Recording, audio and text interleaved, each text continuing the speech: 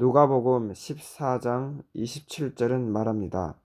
누구든지 자기 십자가를 지고 나를 따르지 않는 자는 능히 내 제자가 되지 못하리라. 저는 오늘 이 점에 대해 여러분과 나누고자 합니다. 이것이 무엇을 의미하는지 여러분에게 설명하겠습니다. 저는 오늘 저의 메시지의 제목을 십자가를 끌어안기로 하겠습니다. 십자가를 끌어안기. 이게 무슨 뜻일까요? 주님은 누가복음 14장 27절에서 말씀하시기를 누구든지 자기 십자가를 지고 나를 따르지 않는 자는 능히 내 제자가 되지 못하리라고 말씀합니다. 저는 여러분과 마찬가지로 제 삶의 남은 여생이 주님의 제자로 살길 원합니다.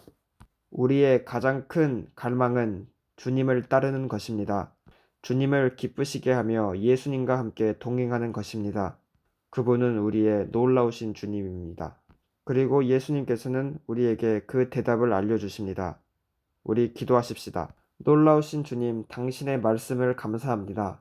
우리가 당신의 백성이 되게 하도록 특권을 허락하여 주심을 감사합니다. 하늘의 아버지, 우리는 당신의 자녀가 됨을 감사합니다. 그래서 우리를 위해 행하신 일들에 대해 감사합니다. 우리는 당신에게 모든 영광과 찬양과 존귀를 드립니다. 그리고 우리의 삶이 항상 주님을 기쁘시게 하게 하여 주옵소서. 예수님의 놀라우신 이름으로 기도했습니다. 아멘, 아멘. 우리가 주님의 탄생일인 크리스마스에 들어가기 전에 이 설교의 제목처럼 제자가 되는 것이 무엇인지 알아보고자 합니다. 좀 있으면 이제 새로운 해가 시작됩니다. 우리가 마땅히 살아야 하는 방식대로 어떻게 크리스천의 삶을 살 수 있는지 여러분과 나누고자 합니다. 우리의 온 마음으로 십자가를 끌어안는 것이 정말로 무엇을 의미할까요?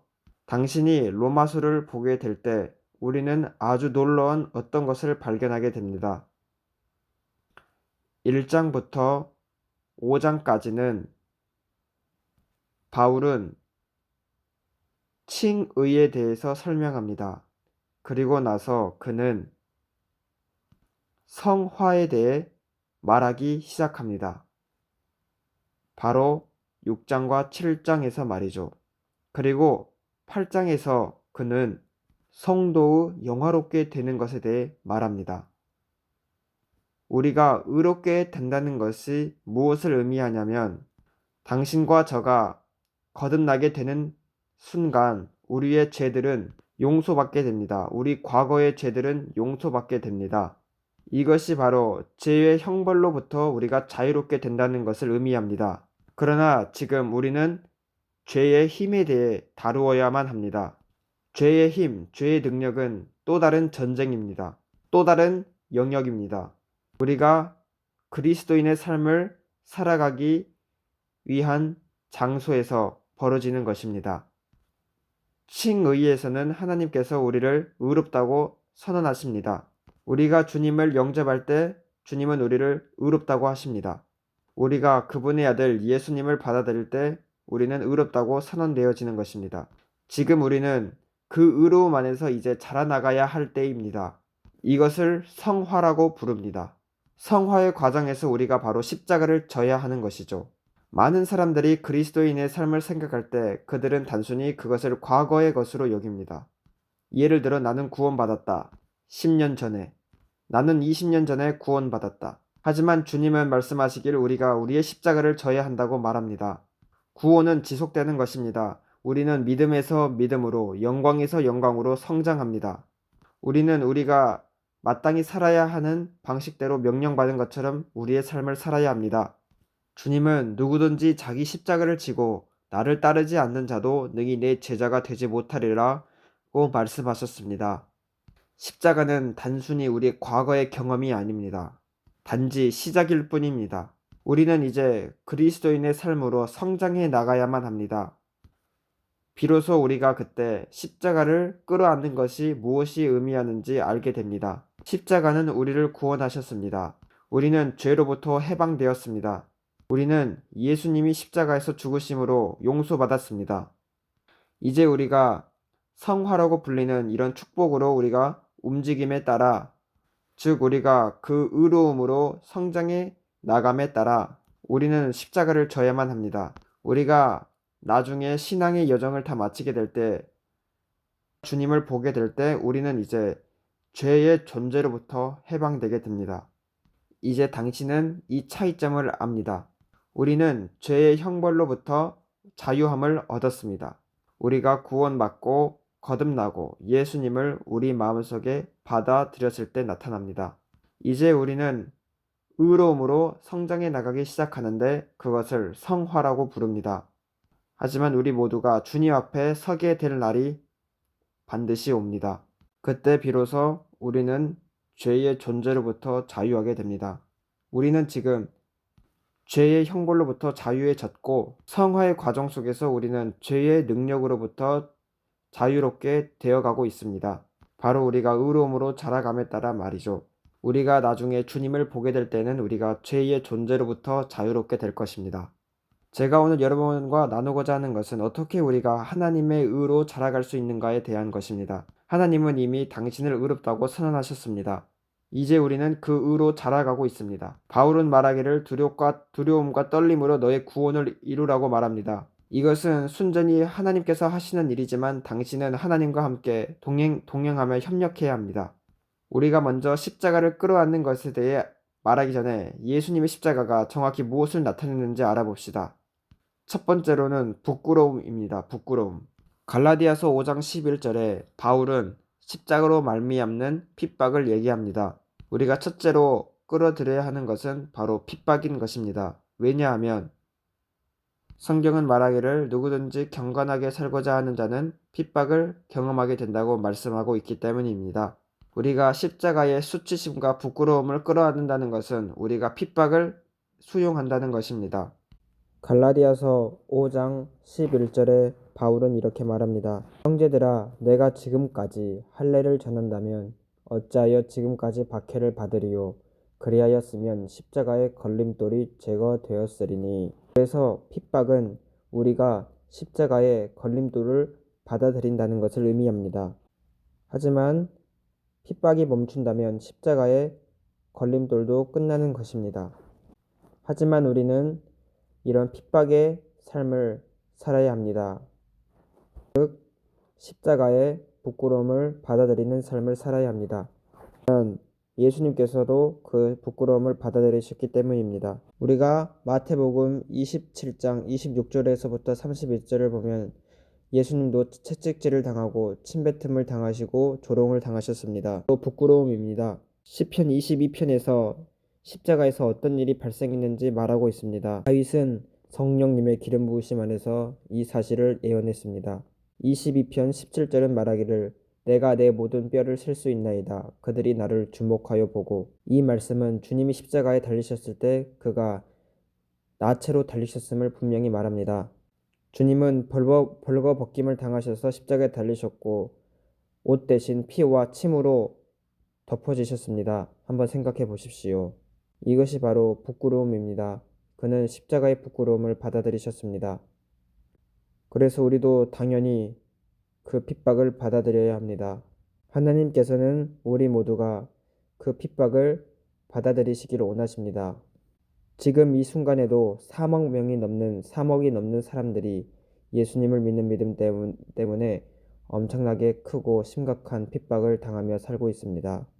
우리는 아마도 그들이 당하고 있는 그 대가를 치르지 않을지도 모릅니다. 솔직히 말해서 우리는 그 사실에 대해 기뻐할 수 있을지도 모르겠습니다. 당신이 만약 순교자들에 관한 책을 읽을 수 있다면 당신은 많은 사람들이 예수님의 이름을 위해 죽었다는 사실을 알게 될 것입니다. 그들은 그 핍박을 기쁘게 받아들였습니다. 예전에 제 친구 중 한 명이 캐서린 쿨만이 가지고 있었던 그 순교자들에 관한 책을 저에게 주었습니다. 아주 오래된 책이지요. 저는 최근에 그 책을 여러 번 읽었는데 그 책은 제 삶을 변화시켰습니다. 솔직히 말씀드리겠습니다. 저는 그 책 위에서 캐서린 쿨만이 그 자신의 간단한 메모를 적어놓은 것을 제가 보았습니다. 그녀는 이렇게 썼습니다. 주님, 저에게도 이 순교자들 중에 하나가 될 수 있는 특권을 허락하여 주옵소서. 그래서 제가 그 책을 준 저의 친구에게 말했습니다. 이것이 바로 하나님이 그녀를 사용하신 이유야. 그녀는 자원에서 그 핍박을 받기를 원했던 것입니다. 그녀는 순교자가 되기를 원했었습니다. 아주 귀합니다.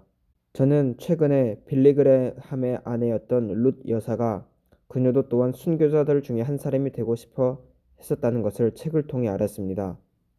저는 생각했습니다. 이것이 바로 하나님이 그녀를 사용하여 빌리그레함에게 큰 힘이 되게 하셨구나. 저는 생각합니다. 우리가 예수님의 십자가의 그 부끄러움을 끌어안았을 때 우리에게 승리가 다가옵니다.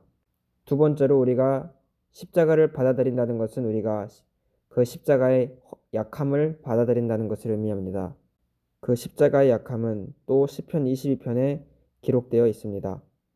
시편 22편 14절에는 나는 물같이 쏟아졌으며 내 모든 뼈는 어그러졌으며 내 마음은 밀랍 같아서 내 속에서 녹았으며 라고 말합니다. 주님은 바로 이 약함 속에서 죽으셨습니다. 우리 고린도 후서 13장도 한번 찾아봅시다. 같이 봅시다. 우리 고린도 후서 13장으로 한번 가보십시다. 저는 여러분들에게 사실을 말하는데 저는 제가 이 말을 하고 있는 순간에도 주님의 부드러움이 지금 느껴집니다. 주님의 달콤하심이 느껴집니다. 우리가 이것을 이야기하고 있을 때 저는 느낄 수 있습니다. 제가 3절과 4절을 대신 읽겠습니다. 이는 그리스도께서 내 안에서 말씀하시는 증거를 너희가 구함이니 그는 너희에게 대하여 약하지 않고 도리어 너희 안에서 강하시니라. 그리스도께서 약하심으로 십자가에 못 박히셨으나 하나님의 능력으로 살아계시니 우리도 그 안에서 약하나 너희에게 대하여 하나님의 능력으로 그와 함께 살리라. 우리가 십자가의 약함을 받아들이고 끌어안는 것은 무엇을 의미하냐면 우리가 우리의 자원과 원천의 끝에 우리가 도달한다는 것을 의미합니다. 우린 우리 스스로의 끝에 도달하게 되고 우리는 우리 힘의 마지막에 도달하게 됩니다. 그리고 나서 우리는 우리 스스로를 의지하는 것이 아니라 우리 주 예수님께 우리의 완전한 의존을 드리는 것입니다. 완전하게 의지하는 것입니다. 예수님께서 십자가를 지실 때 그가 십자가의 그 허약함을 끌어안으실 때 그는 전적으로 하나님 아버지께 그의 모든 의지와 의존을 드렸습니다. 우리가 그 십자가의 약함을 끌어안을 때 우리는 하나님께 전적으로 의지하게 되는 것입니다. 우리는 이렇게 말합니다. 주님, 저는 해낼 수 없어요. 저는 당신 없이 살아남을 수 없어요. 저는 당신 없이 그리스도인의 삶을 살 수 없어요. 또 저는 당신 없이 죄에 대해 승리를 가질 수도 없어요. 이것이 바로 십자가의 약함을 끌어안는 것입니다. 세 번째는 이제 십자가는 죽음을 의미합니다. 부끄러움, 약함, 그리고 죽음. 우리는 이 세 가지를 받아들이고 끌어안아야 하는데 그러면 십자가의 죽음은 무엇을 의미할까요? 먼저 십자가는 기독교인의 가슴의 정중앙에 위치합니다. 복음은 단순히 우리에게 깨끗함을 주기 위해 의도되어진 것이 아닙니다. 또 우리를 더 밝게 하거나 또 하나님께 우리가 조금 더 받아들여질 수 있도록 우리를 만들기 위해 의도되어진 것이 아닙니다. 십자가는 우리를 끝내기 위해 왔습니다. 십자가는 우리에게 죽음을 가져다 주기 위해 왔습니다. 즉 우리 육체에 대한 죽음, 즉 우리 자아에 대한 죽음을 위해서 왔습니다. 예수님이 말씀하신 것처럼 누구든지 나를 따라오려거든 자기를 부인하라고 말씀하십니다. 전에도 우리가 누가복음 14장 27절을 읽었지만 다시 그쪽으로 돌아가 봅시다. 우리가 방금 읽은 그 귀한 성경으로 다시 돌아갑시다. 먼저 26절로 우리 돌아갑시다. 더 할 이야기가 있습니다. 무릇 내게 오는 자가 자기 부모와 처자와 형제와 자매와 더욱이 자기 목숨까지 미워하지 아니하면 능히 내 제자가 되지 못하고 라고 말씀하십니다. 우리가 단순히 우리의 십자가만 지는 것을 의미하는 것이 아니라 주님은 반복해서 말씀하십니다. 주님께서는 무릇 내게 오는 자가 자기 부모와 처자와 형제와 자매와 더욱이 자기 목숨까지 미워하지 아니하면 능히 내 제자가 되지 못하고 라고 말씀하시며 또 반복해서 말씀하시기를 누구든지 자기 십자가를 지고 나를 따르지 않는다도 능히 내 제자가 되지 못하리라고 주님께서 말씀하십니다. 즉 자아에 대한 죽음이 의미하는 것은 예수님께서 만유의 주님이시며 우리 모든 것 중에 모든 것이라는 것을 의미합니다. 우리 삶의 모든 것이라는 것이 바로 주님을 따르는 것을 의미합니다. 이 말씀은 주님께서 당신이 당신의 부모님을 미워하라고 말씀하신 것이 아닙니다. 사실 성경은 말하기를 너 부모를 공경하라고 말씀합니다. 하지만 저는 생각하기를 균형이 성경 안에서 발견된다고 믿습니다. 주님께서 갈릴리에서 사역하고 계셨을 때 그의 어머니가 찾아왔습니다. 그의 형제들과 더불어 찾아왔습니다. 곁에 있던 누군가가 말했습니다. 저기 당신의 어머니와 당신의 형제 자매들이 있어요. 하지만 주님이 말씀하시기를 누가 내 어머니며 누가 내 가족이며 누가 내 형제들이냐. 내 말을 듣고 행하는 자가 바로 내 형제요 자매요 어머니라고 말씀하십니다. 십자가에서 주님이 고통받고 계셨을 때 그가 당한 고통을 생각해 보십시오. 십자가에서 주님은 요한과 그의 어머니 마리아를 보았습니다. 주님이 말씀하셨습니다. 내 어머니를 돌봐줘라. 그것은 주님께서 어머니를 공경하고 계셨다는 것입니다. 예수님께서 마지막으로 말씀하신 당부 중 하나가 요한에게 그녀를 돌봐달라는 것이었습니다. 그것은 주님께서 우리에게 균형을 보여주시기 위한 것입니다. 우리의 가족들이 우리의 삶에 있는 하나님의 부르심을 방해할 때, 우리의 가족이 주님에 대한 사역에 방해를 걸 때, 그때 우리는 말합니다. 아니요, 예수님이 첫째이십니다. 하지만 그 말은 우리가 우리의 가족들을 완전히 내쫓아 버린다는 것을 의미하는 것은 아닙니다. 우리가 그들을 완전히 무시하는 것이 아닙니다. 주님은 그것을 의미하신 적이 전혀 없습니다. 주님께서는 그가 우리 삶에서 첫째가 되기 원하셨기 때문에 말씀하신 것입니다. 우리가 알고 있듯이 우리는 우리 부모님들보다 우리 하나님 예수님을 더 사랑해야 합니다. 하나님은 사랑이시기 때문입니다. 하지만 이 누가복음의 말씀은 그들이 우리의 부모님, 우리의 가족들조차 우리의 마음을 장악해서는 안 된다는 것입니다. 오직 예수님만 당신의 마음을 가지십니다. 오직 예수님께서만 우리 삶의 그 자리를 차지하십니다. 우리는 주님께 완전히 항복해야 하며 우리의 마음의 전부를 드리며 따라야 합니다. 주님은 우리 가족을 미워하라는 말씀을 하지 않으셨습니다. 하지만 주님이 첫째가 되셔야 합니다. 성경은 말하기를 네 부모를 공경하라. 그러면 네가 땅에서 잘되고 장수하리라고 말씀합니다. 네 부모를 공경하라 하는 말씀은 그들을 첫째로 두라라는 말이 아닙니다. 왜냐하면 주님은 우리의 생명조차도 미워하라고 말씀하셨기 때문입니다. 나를 첫째로 두고 너를 사랑하지 말라고 말씀하십니다. 우리가 십자가를 끌어안을 때 우리는 첫째로 핍박을 받아들이며 그 다음 부끄러움을 받아들이며 마지막으로 허약함과 죽음을 받아들입니다. 우리가 우리의 허약함을 십자가를 통해 받아들인다는 것은 우리의 자원과 온천에 또 우리의 힘과 자아의 끝이 났고 주님을 절대적으로 의지하여 죄에 대한 승리와 구원에 대해서 하나님께 도움을 받기 위한 것입니다. 우리는 마지막으로 십자가의 죽음을 받아들이며 그것이 의미하는 것은 세상의 것들에 대해서 우리가 죽는 것을 말합니다. 육체의 정욕과 우리 자아 그리고 그 이상의 것을 말이죠. 사도 바울은 디모데에게 말하기를 예수님의 군사된 자로서 세상의 것에 얽매이지 말라고 말합니다. 오직 주님을 위해 살아야 하며 주님을 완전히 따라가야 하기 때문입니다. 우리가 이렇게 십자가를 받아들일 때 여기 아주 놀라운 일이 발생하게 됩니다. 우리가 주님께 주님 제가 자발적으로 십자가를 끌어안겠습니다 라고 말할 때 제가 믿기로는 이제 우리의 새 창조의 능력을 우리가 경험하기 시작합니다. 새로운 피조물의 능력을 경험합니다. 고린도후서 5장 17절에 말씀하기를 보라 이제 예전 것은 지나갔을 때 새 것이 되었도다 라고 말씀합니다. 우리는 이제 예수님의 십자가가 우리의 계속되는 죄의 문제를 완전히 끝내는 것을 제공해주는 곳으로 우리는 오게 되었습니다. 그 사실은 십자가 반대편에 있는 부활을 향한 문으로 우리를 초대합니다.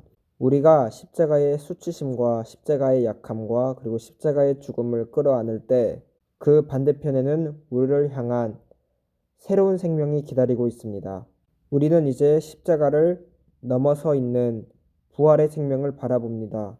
성경은 말씀하기를 예수님께서는 십자가를 참으시는데 바로 그 앞에 있는 기쁨을 보았기 때문이라고 말씀합니다. 예수님께서는 그를 위해 십자가가 이루실 것이 무엇인지 십자가를 넘어서 보았습니다. 그것은 바로 우리를 그의 왕국으로 데려가는 것입니다. 저는 우리가 십자가의 부끄러움과 죽음과 약함을 끌어안을 때 저는 생각하기를 우리는 이제 그 반대편에 있는 것을 보게 됩니다. 우리는 십자가의 수치심을 끌어안을 수 있고 우리는 십자가의 약함을 끌어안을 수 있습니다. 그리고 우리는 말하기를 주님, 저는 제 자신을 의지하지 않습니다. 전 제 자신을 신뢰하지도 않습니다. 주님, 저는 죽음이라도 저는 원합니다. 얼마나 큰 기쁨입니까? 여기 제 생명이 있습니다. 그것을 주님께 내려놓습니다. 저는 제 자아를 부인하며 제 육체가 원하는 것을 부인하며 세상이 저에게 주는 것을 부인합니다. 제가 원하는 것은 바로 예수님 당신입니다. 이제 제가 바라보는 것은 바로 십자가 반대편에 있는 승리와 제 앞에 있는 기쁨을 바라봅니다. 주님께서 그 앞에 즐거움을 위하여 십자가를 참으셨듯이 우리도 십자가를 참습니다. 이제 우리가 보기 시작하는 것은 바로 죄가 우리를 이기지 못한다는 것입니다. 왜냐하면 십자가는 죄의 지배를 부서뜨리기 때문입니다. 만약 당신이 계속되는 죄와 싸우고 있다면 유일한 대답은 바로 십자가를 끌어안는 것입니다. 단순히 핍박을 받아들이는 것을 로 끝나지 마시고 자신을 부인하십시오. 사람들은 우리를 조롱할지도 모르지만 우리는 예수님이 말씀하신 것처럼 나로 말미암아 너희를 욕하고 박해하고 거짓으로 너희를 거슬러 모든 악한 말을 할 때에는 너희에게 복이 있나니 기뻐하고 즐거워하라. 하늘에서 너희의 상이 큼이라. 라고 말씀하십니다. 이제 우리는 주님께 우리 자신을 내려놓고 항복하게 됩니다. 우리가 주님께 주님 우리의 삶을 드립니다. 라고 말하면 우리는 이제 더 이상 우리 스스로를 위해 사는 것이 아닙니다. 우리는 우리 스스로를 또는 다른 누군가를 위해 살고 싶지 않고 오직 예수님을 위해 살고 싶습니다. 저는 여러분들과 이제 기도하기를 원하는데 요한복음 12장처럼 당신에게 열매가 임하기를 원합니다. 요한복음 12장 23절에는 주님이 어떻게 죽음이 열매 맺는 것을 가져오는지 말씀합니다. 예수님의 십자가를 통해서 우리는 열매 맺는 삶을 살게 됩니다. 여기서 열매 맺는다는 것은 우리가 잃어버린 영혼들을 얻는다는 것입니다. 우리가 우리 스스로가 죽을 때 우리는 다른 사람들의 영혼을 구원할 수 있습니다. 우리의 자아가 죽기 전까지 우리는 잃어버린 영혼들을 얻을 수 없습니다. 당신은 육체가 죽을 때까지 다른 누군가를 주님께 인도할 수 없습니다. 솔직히 하나님께서는 산자를 신뢰할 수 없으십니다. 그는 오직 죽은 자들을 신뢰하십니다. 제가 의미하는 죽음은 자아의 죽음, 육체에 대한 죽음, 또 세상에 대한 죽음을 의미합니다. 비로소 우리는 하나님의 나라를 위해 어마어마한 열매를 맺게 될 수 있습니다. 성경 한 구절을 더 말씀드리고 이제 우리 기도하도록 하겠습니다. 주님께서 여러분들을 이 경지에 이르게 하시길 원하는데 바로 진정한 기독교라는 것은 예수님이 말씀하신 것처럼 자기 자신을 부인하는 것입니다. 자기 십자가를 지고 주님을 따르는 것입니다. 바울은 고린도후서 4장 10절에서 말씀합니다. 우리가 항상 예수의 죽음을 몸에 짊어짐은 예수의 생명이 또한 우리 몸에 나타나게 하려 함이라. 이제 우리는 생명이 다가옴을 알 수 있고 우리는 이제 어마어마한 승리를 경험하게 됩니다. 십자가야말로 생명과 영광으로 이르는 지름길입니다. 십자가야말로 하나님의 영광에 이르는 지름길입니다. 이것은 우리가 천국에 가서야 경험할 수 있는 그 어떤 것이 아닙니다. 우리는 이 지구에 사는 이 가운데서도 이것을 알 수 있습니다. 그것이 바로 우리가 영광에 이르는 지름길임을 우리는 알고 있습니다. 와우, 정말 놀랐습니다. 저는 예수님께서 영광으로 이르는 십자가의 길을 보여주신 것을 기억합니다. 여기에서는 아무런 단점도 결점도 없습니다. 우리가 예수님의 십자가를 끌어안아 자아의 죽음을 경험하고 항상 주님을 따르도록 합시다. 귀하신 예수님, 믿음으로 제 손을 뻗습니다. 이 영상을 보고 듣고 있는 당신의 귀한 사람들에게 주님 임재하여 주옵소서. 그들로 하여금 십자가의 부끄러움을 안을 수 있는 은혜를 허락하여 주옵소서. 또한 조롱과 핍박을 받아들이며 사람들이 그들에게 모든 악한 말을 할 때도 기뻐할 수 있는 믿음을 허락하여 주옵소서.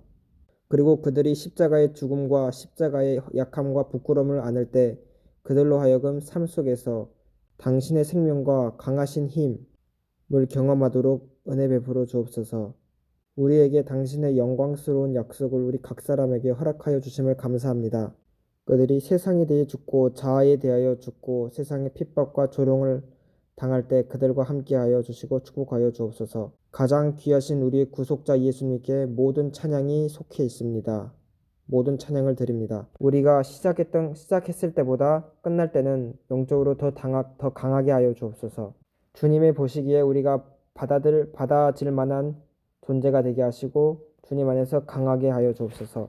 그날 우리가 주님 앞에 설 때 우리를 거침이 없게 하시고 넘치는 기쁨과 흠 없이 하나님 앞에 서게 하여 주옵소서. 예수님 오시옵소서. 모든 찬양을 드립니다. 예수님 이름으로 기도합니다. 아멘. 오늘 여러분과 함께 말씀 공부를 할 수 있어서 정말 좋았습니다. 저와 시간을 내주셔서 감사합니다. 복되신 성탄절 보내시고 복되신 새해가 되길 기도합니다. 저는 기도하기를 주님께서 여러분에게 보상해 주시고 축복해 주시고 또 당신을 형통하게 해 주시고 당신의 모든 영역에서 증가의 복이 있기를 원합니다. 네 시작은 미약하였으나 네 나중은 심히 창대하리라. 우리 함께 말하십시다. 이거 성경에 있는 말씀입니다. 내 시작은 미약하였으나 내 끝은 심히 창대하게 될 것입니다. 함께 말씀하십시다. 할렐루야. 제가 여러분과 작별 인사를 하기 전에 말할 것이 있습니다. 우리는 이제 한 회사와 이야기하고 있는데 바로 저의 일상의 가르침을 바로 다른 언어로 번역하는 것에 대해 이야기하고 있습니다. 먼저 스페인어, 그 다음 포르투갈어, 그 다음에 다른 언어로 번역할 것입니다. 우리는 이제 곧 시작할 것입니다. 얼마 안 남았습니다. 많은 사람이 저에게 요청하기를 저의 가르침을 다른 언어로 번역해 달라고 합니다. 저희는 이제 그 일을 시작할 것인데 당신에게 바라는 것은 저희를 재정적으로 도와주십시오. 사실을 말씀드리는데 이렇게 번역하는 것은 제가 여러분에게 직접 가는 것보다 더 비용이 많이 듭니다. 다른 사람은 말하기를 목사님 구글 번역기로 할 수 있습니다 라고 말할지도 모릅니다. 하지만 구글은 기름 부으심을 전달하지 못합니다. 저는 살아있는 어떤 사람을 원합니다. 다른 나라에 사역하고 있는 말씀을 전하는 자들이 필요합니다. 왜냐하면 저의 목적은 기름 부으심이 제가 지금 가르치는 것을 통해 흘러나가길 원하기 때문입니다. 컴퓨터는 말씀을 전달할지도 모르지만 거기에는 영이 없습니다. 예전에 제가 방송 사역을 했던 것처럼 다른 나라에 있는 사람들이 제 목소리를 번역해서 들려주기를 원합니다. 주님께 기름 부으심을 받고 주님을 알고 주님과 동행하는 사람을 통하여 설교를 전하는 것은 아주 어마어마한 영향력을 끼치게 될 것입니다. 이제 전 세계적으로 제가 하는 사회 소셜 서비스를 통해서 하는 모든 설교를 다른 나라로 번역할 시간입니다. 먼저 스페인어로 시작한 다음 그 다음에는 브라질에 있는 사람들을 위하여 포르투갈어로 번역할 것입니다. 왜냐하면 브라질에는 아주 많은 요구가 있기 때문입니다. 언젠가 브라질을 방문할 것입니다. 또 그 후에는 저는 이란의 페르시아 땅에도 저는 가서 복음을 전하고 싶고 인도 땅에서 복음을 전하고 싶지만 저희가 감동받기로는 주님이 그것을 제 설교를 번역하기를 먼저 원하신다는 것입니다. 스페인어, 포르투갈어, 그 다음에 이란어, 그 다음 힌디어, 그 다음 다른 언어로 번역할 것입니다. 그래서 저는 지금 여러분들에게 당신의 재정적인 도움을 필요로 합니다. 저희 사역 위에 당신의 재정의 씨앗을 심지 않으시겠습니까? 오늘 저에게 이런 일을 할 수 있도록 도와주옵소서. 왜냐하면 지금 그 회사는 지금 이제 일을 하려고 시작하고 있기 때문입니다. 이번 주에 이 일을 바로 시작할 것입니다. 당신이 씨앗을 심을 때 주님께서 당신을 축복하실 것이며 사역을 위해 당신이 씨앗을 심을 때 주님께서 당신에게 보상할 것입니다. 이 일을 위해 함께 기도해 주시고 함께 후원해 주십시오. 부탁합니다. 이제 기도하겠습니다. 주님, 당신의 백성들을 재정적으로 축복하시옵소서. 이 시간이 그들에게 아주 놀라운 시간이 되게 하시고 그들을 형통하게 하옵소서. 예수님의 이름으로 그들의 모든 재정적인 요구를 만족시켜 주옵소서. 예수님 이름으로 축복하고 기도합니다. 아멘, 아멘. 지금 화면에 보이는 홈페이지에 당신의 씨앗을 심을 수 있습니다. 그리고 또 문자로도 심으실 수 있습니다. 또는 제 이메일로 보내실 수 있습니다. 다 여러분이 보고 있는 스크린에 떠 있을 것입니다. 하지만 가장 간단하고 가장 빠른 방법은 저의 홈페이지를 방문해 주시는 것입니다. 여러분들의 사랑을 다시 한번 감사드리고 축복이 넘치는 크리스마스가 되시고 행복한 새해가 되시기를 간절히 원합니다. 너무나 감사드리며 많은 사랑을 보냅니다. 샬롬.